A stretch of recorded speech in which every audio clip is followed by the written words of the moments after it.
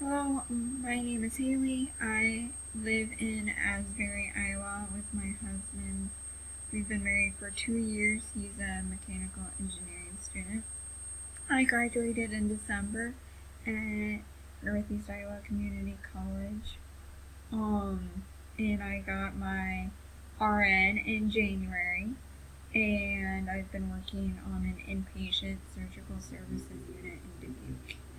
I have worked there as an aide, and I love it there. You people are super awesome that I work with.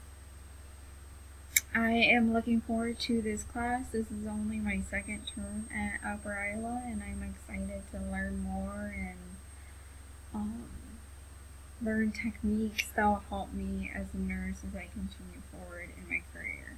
Thank you for watching this, and I look forward to getting to know all of you. Thank you.